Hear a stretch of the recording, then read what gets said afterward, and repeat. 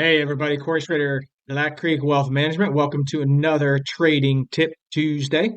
Really, my focus is to help you be a better trader, help you really minimize your losses, and I guess you could say maximize your gains. So today we're going to talk a little bit about RSI, or Relative Strength Index. And as you can see by the chart, I've gone ahead and isolated a bunch of indicators and a kind of a sidebar here, when you are trading, try not to have your charts all cluttered up, or even when you're just investing. Keep it simple.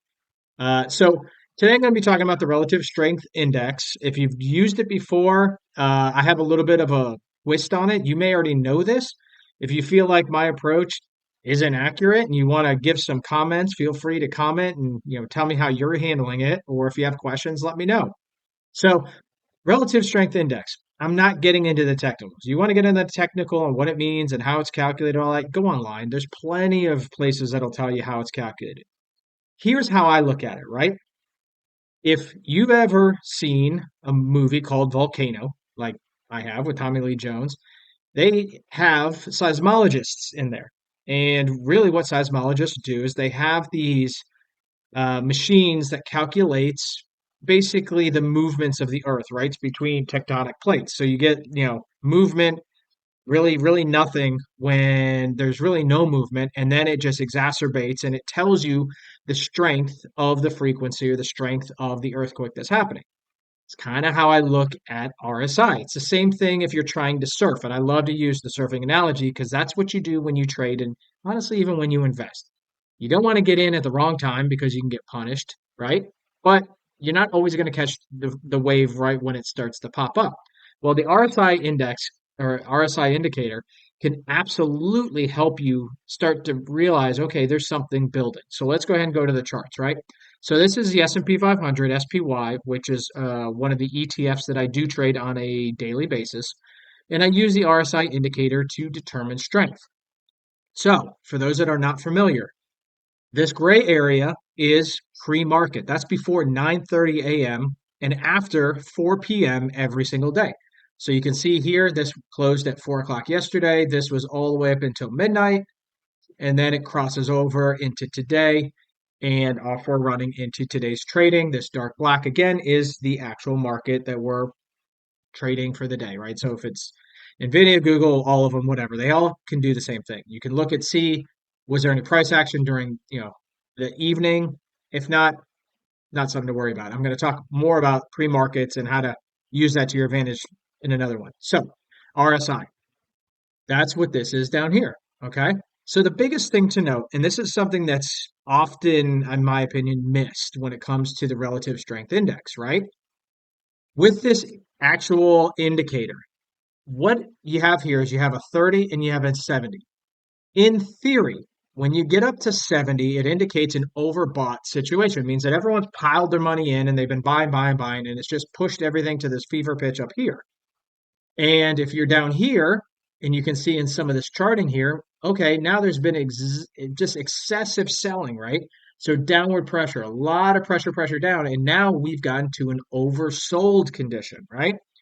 Well, here's one of the crazy things that when people try to educate people on this, and again, I don't know if they're actually trading using this stuff, but they don't really get into the strength of buying here versus buying up here and being able to calibrate your trade size or your trade run based off of that, right? And case in point is this, if you look at this, right? So if you get in, and we'll use this as an example, let's say you get in as it crosses this 45, okay? Look at how much has already moved up from 30, right? So if you're already halfway to the overbought situation, you should know inherently, and this is again through doing this for over 20 years, you start to realize, wait a second, there's not as much room for it to go. So I would tell you to start calibrating your returns, right? So let's say you're trying to make 1% a day. Well, if you get in at the halfway mark here, right? Maybe you only focus on 0.5% for the day, right? Versus if you get in as it's at one of these lows, right? So let's say you bought it in here. Look, it went from 640 to where it's at right now, which is 644. So that was almost 0.75%, right? versus when you got in here at 50 and now you're at 642 and it's really only gone up a dollar. So it's only gone up a quarter of a percent.